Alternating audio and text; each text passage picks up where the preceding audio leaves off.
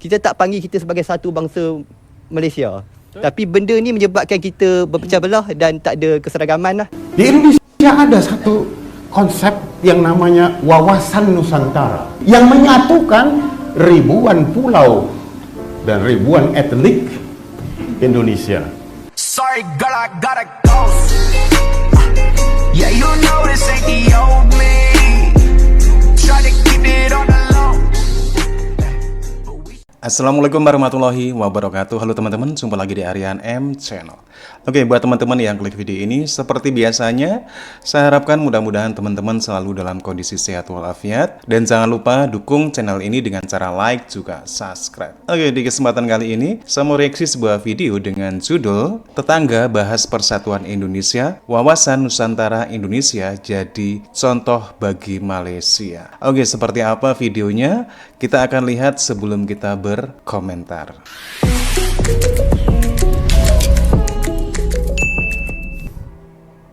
Halo, salam jumpa lagi di channel ini. Semoga semuanya selalu diberkati oleh Yang Maha Kuasa. Ya, kehidupan berbangsa dan bernegara acap kali menjadi topik pembahasan yang penting, tidak hanya di dalam negeri namun juga di luar negeri. Hal ini terlihat sepele, namun ketika tidak terbina dengan baik, maka ia bisa memporak-porandakan sendi-sendi kehidupan dan mengganggu semua aspek-aspek kehidupan dalam berbangsa dan bernegara.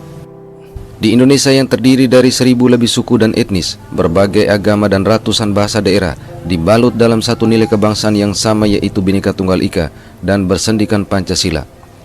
Meskipun ada riak-riak kecil, namun dapat teratasi sembari terus membina persatuan dan kesatuan. Namun demikian, negara tetangga kita Malaysia dalam beberapa pembahasan-pembahasan di forum-forum ilmiah kadang menyinggung Indonesia terkait dengan kehidupan berbangsa dan bernegara sebagai salah satu contohnya. Adakah Malaysia ni benar-benar merdeka? Bagi saya, Malaysia belum lagi capai kemerdekaan. Awak pula? Aku rasa macam masih belum merdeka sepenuhnya. Begitu. Lepas kita tengok video tu, itukah merupakan aspek yang menyebabkan Malaysia ni benar-benar belum merdeka? Okey, pada pandangan aku lah kan. Ya, pegang mic dulu. Okey, secara peribadi, pada pandangan aku lah kan. Lepas tengok video tadi, aku perasan yang benda yang paling jelas yang menyebabkan pada pandangan aku Malaysia ni belum benar-benar merdeka adalah dari sudut pendidikan perkauman lah. Iaitu dalam sistem pendidikan kita hari ni pun kita boleh tengok isu perkauman ni sangat jelas.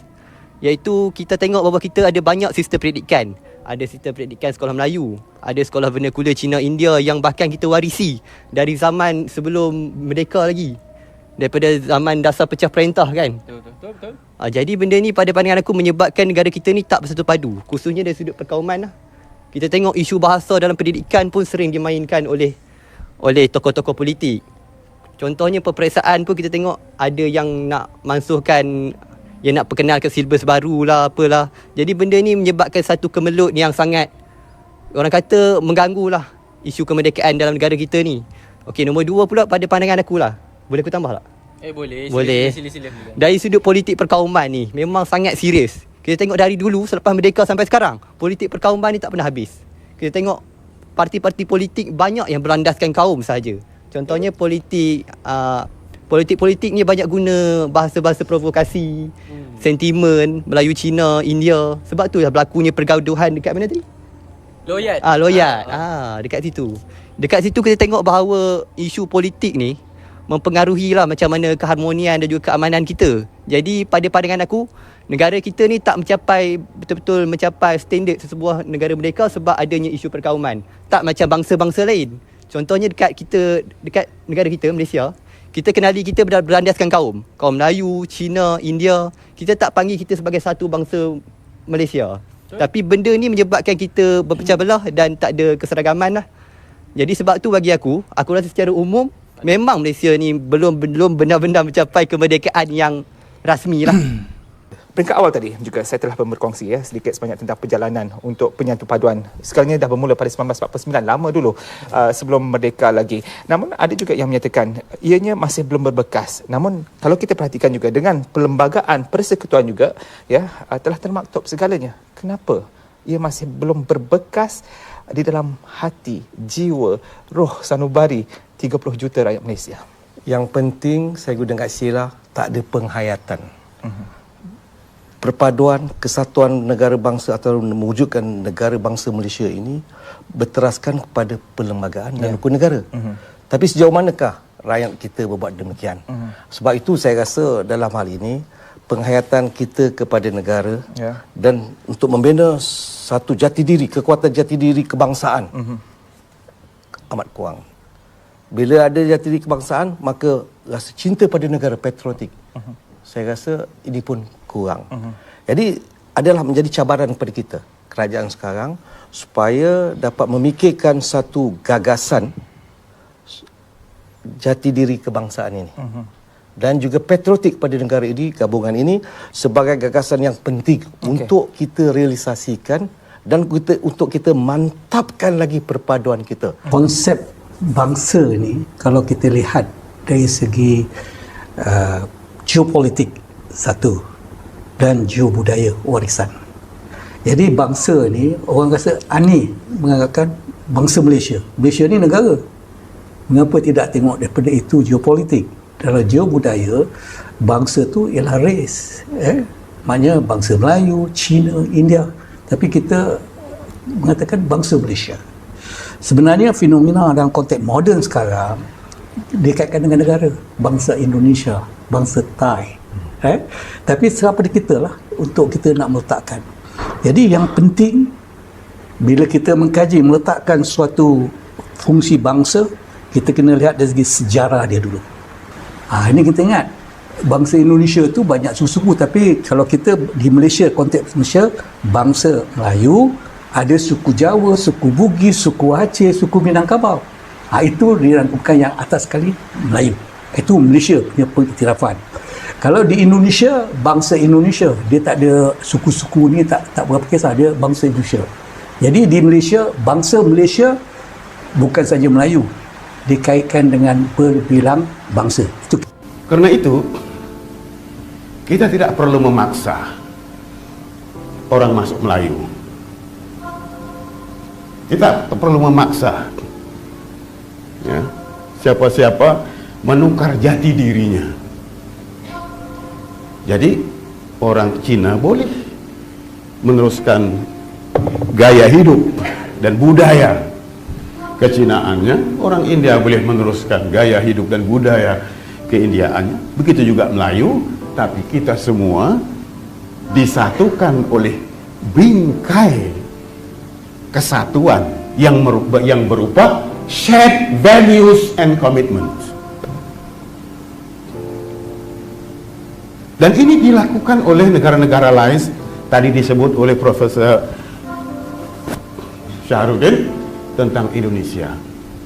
Di Indonesia ada satu konsep yang namanya wawasan Nusantara. Wawasan Nusantara. Ini adalah shared values and commitment yang menyatukan ribuan pulau dan ribuan etnik Indonesia yang mereka ungkapkan dengan Bhinneka Tunggal Ika. Ya, pandangan ini dengan memberi contoh Indonesia dengan wawasan kebangsaannya sebagai cara pandang bangsa Indonesia mengenai diri, lingkungan dan tanah airnya yang mengutamakan persatuan dan kesatuan serta keutuhan negara yang dilandasi Pancasila, Undang-Undang Dasar 1945, Bhinneka Tunggal Ika dan Negara Kesatuan Republik Indonesia. Jadi kita masih boleh terus terokai, terus terokai the shared values and commitment ini.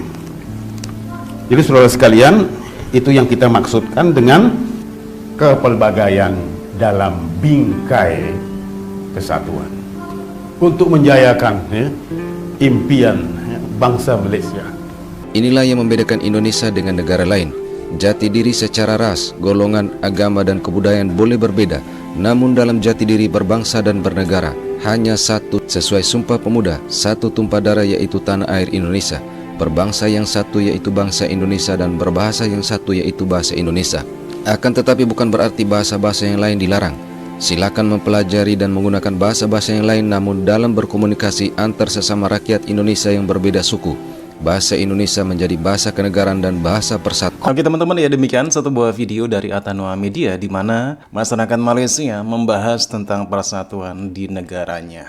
yang mereka rasakan belum terwujudnya rasa persatuan di antara kaum di Malaysia. Karena sering munculnya isu perkauman di Malaysia yang tidak jarang menimbulkan masalah-masalah di Malaysia antar kaum. Tentunya kalau menurut saya ini tidak terlepas dari konsep yang ada di Malaysia, yaitu konsep Melayu, di mana sering Malaysia berambisi memelayukan semua masyarakat Malaysia. Sedangkan Malaysia sendiri sering mengatakan Malaysia adalah negara yang berbilang kaum. Tentunya dari konsep Melayu inilah, jadi kaum-kaum lainnya pun seperti Cina kurang suka ya dengan konsep seperti ini ya. Biarlah Cina tetap Cina, biarlah India tetap India. Itu pendapat dari salah satu tokoh Malaysia. Jadi tidak perlu memelayukan kaum lain. Jadi berbeda di Indonesia hanya mengenal konsep wawasan Nusantara. Dan satu lagi yang jelas,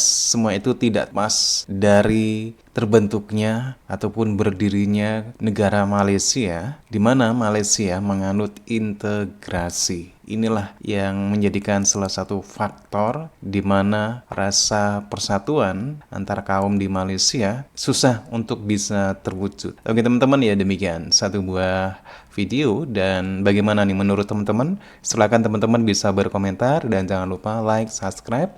Terima kasih dan wassalamualaikum warahmatullahi wabarakatuh.